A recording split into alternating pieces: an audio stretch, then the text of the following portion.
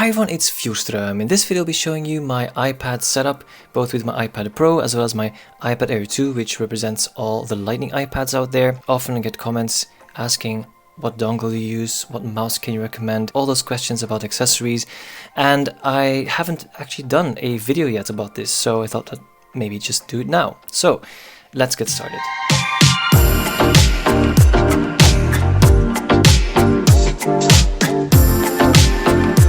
Now, when getting a new device, whether it's an iPad or an iPhone, the very first accessory that I buy is a case, because I need to bring this everywhere. So for the iPad Pro, I got this Smart Folio case from Apple, because this was actually the only case that was out there at launch when I bought this iPad. So what is this? This is a magnetic case. It magnetically attaches to the iPad, and there we go. It has this trifold over here, which I can just magnetically attached like this, so I can just start typing on my desk. Very useful.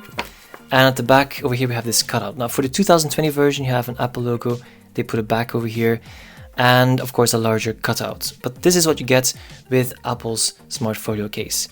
Of course the biggest disadvantage is that there's no protection all around. Now of course there are many third-party options that do offer that protection, so feel free to check out. I'm just showing you here what I have. Now that's sad though that it doesn't have extra protection. That was the very first thing people said, because this over here from my iPad Air 2 I had also with a trifold over here, but it has protection all around.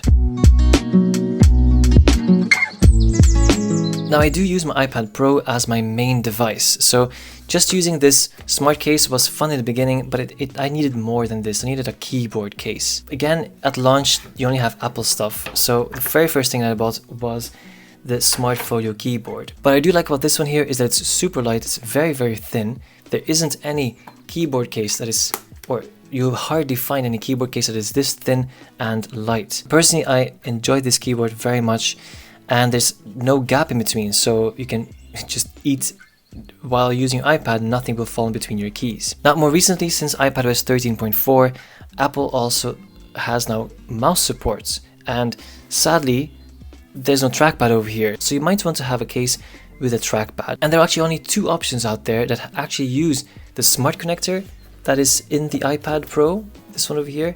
There are only two options. The very first option is the very first one as well that was announced when that feature came out, which is the very expensive Magic Keyboard. But this is a very good keyboard case. So you just attach your iPad over here magnetically. There are really strong magnets in there. You can just tilt this over here. Now for all details, just definitely check out the review here on top or in the description. It's a very good keyboard case. You get backlit keys, you get this trackpad over here, this glass trackpad that clicks everywhere, whether it's on top or at the bottom. You also have the extra USB-C port here at the back, and the desk space you use on this thing is just as large as your iPad itself, so it uses very less desk space, which is a huge advantage towards cases with a kickstand, for example. Now just since last week there's a second option now with a trackpad and the smart connector, and that's this one from Logitech.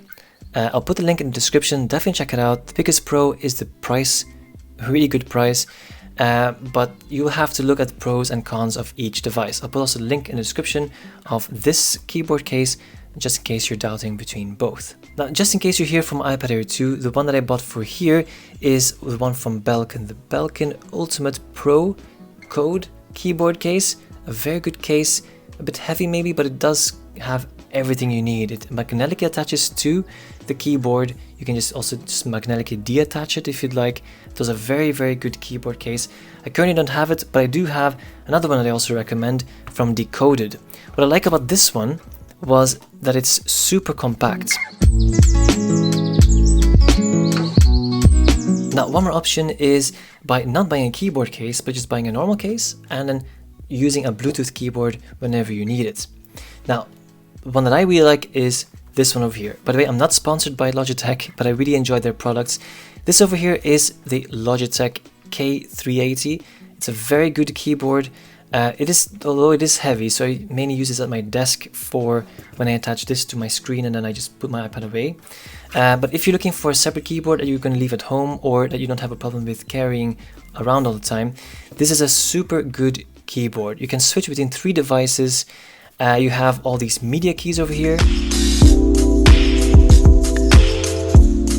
Now it's possible you don't want to spend all that money on a keyboard case just because of the trackpad, or you don't need a trackpad all the time, you just want to have the option of attaching a mouse. Of course, you can just connect any mouse to any iPad, whether it's a Lightning iPad and even the iPad Air 2, which is the oldest one, or the newest iPad Pro, you can just use a Bluetooth mouse. And I have recommended 2 of them. These are the ones. These 2 over here are the ones that I recommend. One from Logitech, again, it's Logitech, but still they make really good mice out there. This here's my favorite, it's the Logitech M535. I bought it exactly a year ago. It's a very nice mouse, it's very compact, that's what I like about it. I know there are super advanced Logitech mice out there with many more buttons, which you can all configure, by the way, in iOS to do certain things. What I like about this one is it's very thin, very clicky, but very silent clicky, not so loud unlike this one. This is it has a very different kind of click. So this is what I like about the Logitech mouse. It's a Bluetooth mouse. I really recommend also getting a Bluetooth mouse because then you need to put any dongles in your iPad or iPad Air 2. So anyway, this is what I used, the Logitech M535. I've been very happy with this one, and I'll link it down in the description. It's also relatively budget friendly as well. Now, what is less budget friendly is this one over here, the Magic Mouse. It is more expensive. It has advantages, like it's much thinner. It's even thinner than the one from Logitech.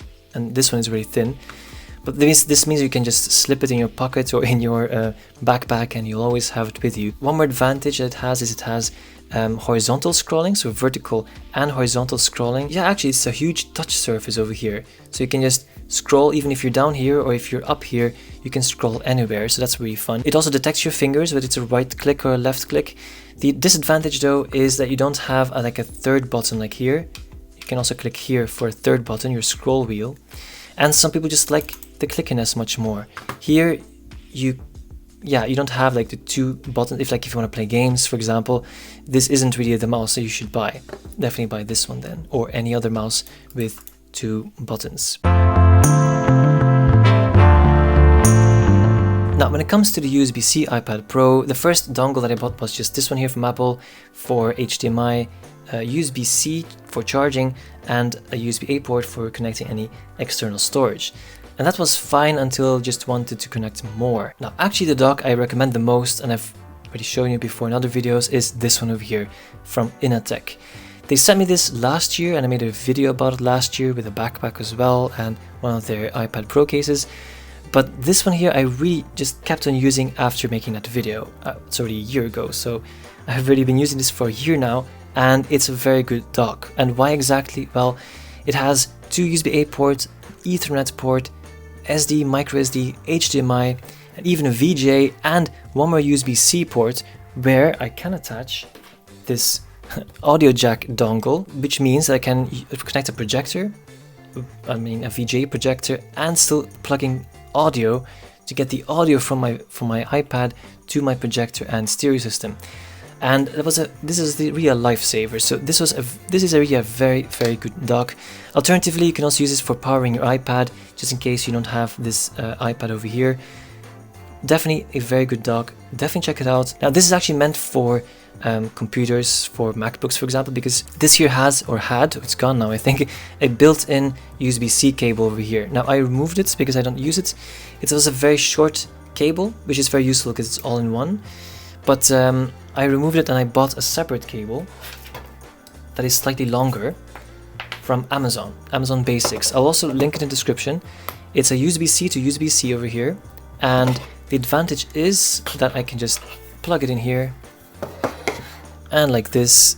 It's a short cable, but it's perfect to have like a setup and to connect my screen as well over here, and that is very useful. Now, speaking of monitors, that's one more thing I need to say really. Before you buy this or any dock, if you want to connect your iPad to your screen, you have to check the following. I'll show you something. If you use one from Apple, then this is what you get. So I have these black bars on the side, which is normal because it's sadly just mirrors. But I also have these black edges on top and bottom. And I'm not sure why, I'm not sure exactly how come, but with this dock you get more bezels than you actually should get, or you hope to get probably.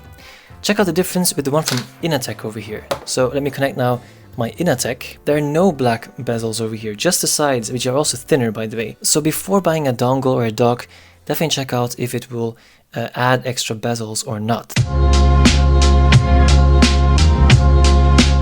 Now one more thing you might want to do is connect external storage to your iPad or iPad Pro.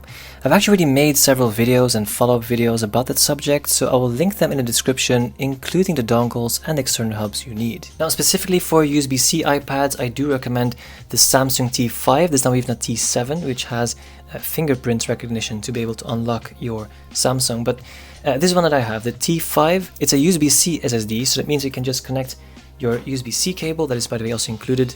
I just like using this short one over here, and it will appear in your Files app. Now again, all the details, definitely just check out my external storage videos, but this is how I work when I want to, for example, offload videos or pictures from my iPad to my hard drive, or other files to my hard drive, or SSD I mean. Now maybe you just want to have a USB drive that you can use for offloading stuff or transferring stuff between your iPad and your non-USB MacBook or Windows computer, then this is very fun. This is a SanDisk Ultra USB drive that has a USB-A port and a USB-C port, so you can just stick it in here to your iPad, put the things on that stick and transfer it to your Mac. Now this is something that I do because the Mac you see here is a MacBook Air from 2017. It doesn't have a USB-C port sadly, so I still have to use this if ever I want to transfer things without using AirDrop, of course. And finally we have chargers. So to charge your iPad, you probably use your 18-watt charger, which also comes with your iPhone 11 Pro. But there's a more powerful charger that Apple also sells, which is this one over here, the 30-watt USB-C power adapter, which actually comes with a 12-inch MacBook. It will charge your iPad slightly faster, which is, I find very useful, but then it does make your iPad slightly warmer. I haven't had any like heat issues, totally not actually. My iPhone has been warmer than my iPad, but just bear in mind that if your iPad becomes too warm, it's bad for the battery. Okay, just want to say it. But I've been using this for a while now and my iPad is still fine, so it's okay. And it's also mentioned on Apple's website that it is compatible. Now you can use the cable that came with it, but the problem with the cables that come with iPad is that they're usually too short, or for me at least. So I bought this cable over here, the 2-meter cable from Apple. It's a typical Apple cable. It's slightly thicker though than the one that you get with your iPad, which I prefer. Now another option is using a magnetic charger, just like this. And the advantage is that you can trip over your wire and your iPad won't die. So this was an overview of all the accessories that I use on my iPads. If you have any questions, just leave a comment down below. Thank you for watching and see you in the next video.